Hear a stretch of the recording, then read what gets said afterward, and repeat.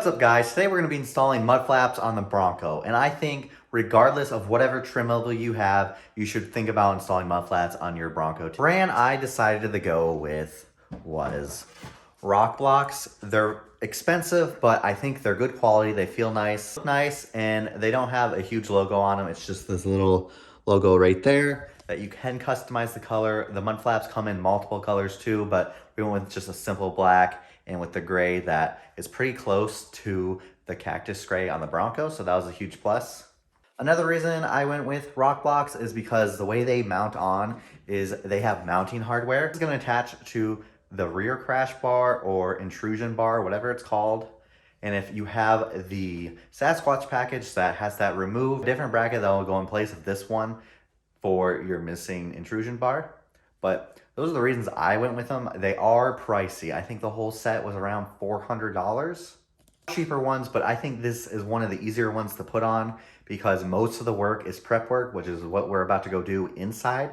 Because really when you install it on the car, you're just bolting up the brackets and then you're bolting 2 bolts to the mud flaps, and that's about it. But let's go inside. I'll go over everything we need and then we'll start prepping the mud flaps. We're going to need a 1/8 Allen, a 5/8 socket, and a 19mm socket if you have the Sasquatch package.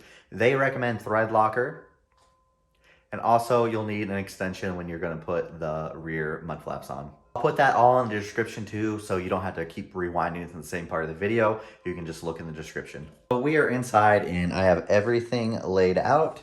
So I'm going to go ahead and walk you through the prepping of the mud flaps. First thing you want to do is find this bracket and these clips in the bag that labels front. And this part that's pointed out will go on this end right here. This way. Do both of them, they'll look like this. So that's the bracket, and then next we'll move on to the mud flap itself. Step is to take the mud flap and these flange nuts and put them in this way with this logo facing out and the flat side up like this, and you'll place them all in. Can be difficult to press in, so I do recommend having something flat you can put your weight into. Now that you have all those pressed in, you're going to want to flip it over like this, and then you'll grab your A plate, which is labeled right here, A, and you want to line it up like this, and then you'll grab your B plate, and then you'll line it up like that, and then you have this metal plate that goes on the top right here, and you'll line those holes up. Then you'll be putting these in all the holes. This is when you need your 1/8 Allen.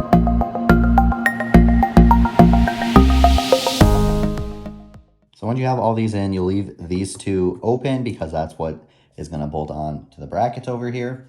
But you'll want to flip it and tighten it. You want all these to be sunken in a little more, and that's how you know if it's tight enough. So this is what it looks like when it's all prepped. We'll go ahead and do the other side off camera, and then next I'll show you the rear. The rear is only slightly different than this. So on the rears, you're going to find your A plate. You're going to flip it over, and this is where you're going to put the flange nuts in. So we're going to go ahead and do that. After all of them are in, if you want to add thread locker, now's the time. But if not, you're going to place this underneath it, line up all the holes, and then you take the B plate, line up all those holes,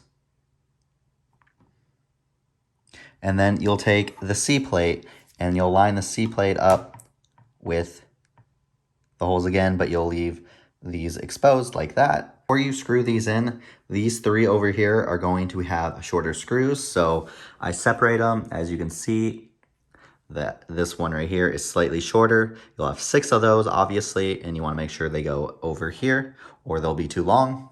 Those are all tightened down. Unlike the front, you're going to take these clips and you're going to put them on the mud flap on the rears. When you're done, it'll look like this with the side pointing out with the logo on. So it'll be like this. Everything's prepped. You're left with 4 washers and your thumb screws. It does come with permanent hardware now, but I did not know that, and I ordered my own permanent hardware through them. The one thing you get if you order, you get these plastic, I guess they're washers instead of just normal washers, and you can pick what color you want these to be. So I guess that's a plus if you're wanting permanent hardware. If not, you'll have the quick release because these are just thumb screws. All right, we're in the garage now, and this is probably the easier process of putting these mud flaps on. So I'm gonna go ahead and show you what you need to remove or add the bracket to, depending on if you have the Sasquatch or not.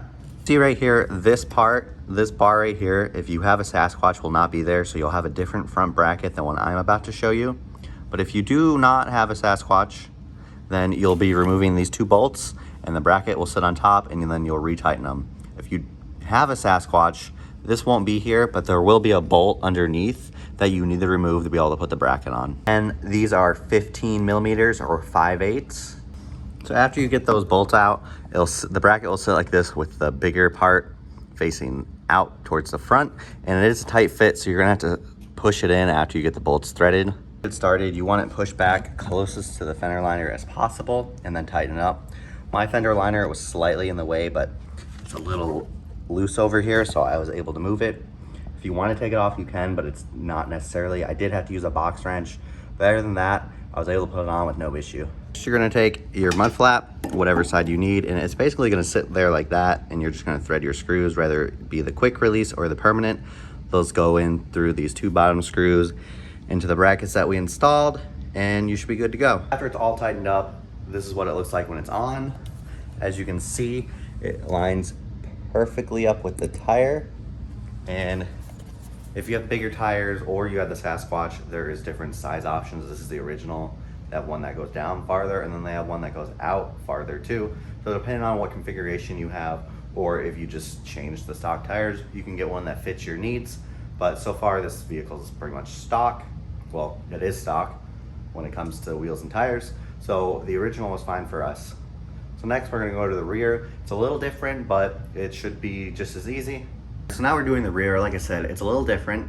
So we're back here at the rear, and we had to go underneath to find the bolts. So if we go from the back under, you'll see this, and it's these two bolts to the side. We're gonna take them off, and then the bracket will slip over and we'll stick them back on. So you'll need some sort of an extension. The bracket's on, it'll look like this, and it'll extend out over to the back wheel over here. And then you'll be able to attach it right here. The way the rear attaches a little different than the front. So if we look at the mud flap, you'll see that slit right there. The bracket will slide into that, and then you'll screw it on. So as you can kind of see, the bracket slipped on, so you just need to line up the bolt holes, and then you'll be able to tighten it. As you can see in this bracket, the holes that the bolts go through are slits, so it is adjustable. So if you want it out a little farther or in, it does slide if you have it hand tight right now.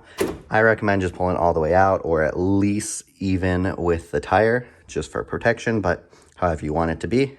And that's how you install the Rokblokz mud flaps. As always, comment, like, and subscribe, and I'll see you guys next video.